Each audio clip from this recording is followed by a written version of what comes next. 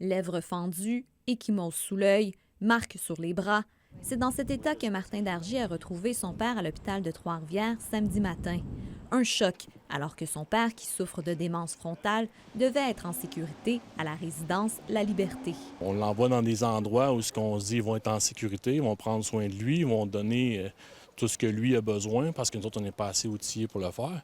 La résidence La Liberté est spécialisée pour une clientèle en perte d'autonomie. Selon la famille, c'est un préposé qui s'en serait pris à M. Dargy.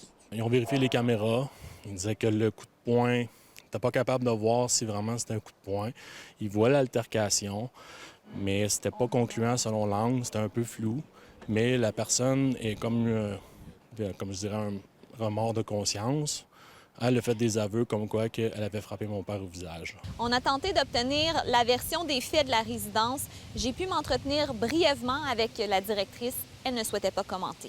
Je sais que mon père, par sa maladie, fait souvent de l'errance.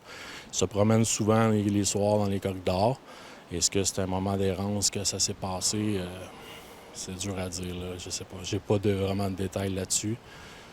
La seule chose que le policier m'a dit, c'est que la personne a été arrêtée. La police de Trois-Rivières poursuit son enquête. Selon la famille, l'employé aurait été congédié sur le champ.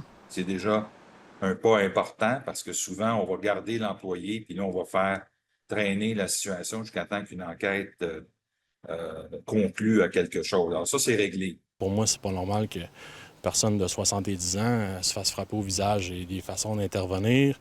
S'il était agité ou peu importe, les gens ont des formations, sont outillés pour le faire. Des situations comme ça ne devrait pas arriver, là.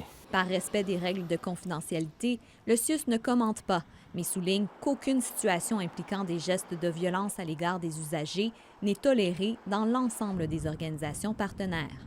Amélie Marcoux, TVA Nouvelles, Trois-Rivières.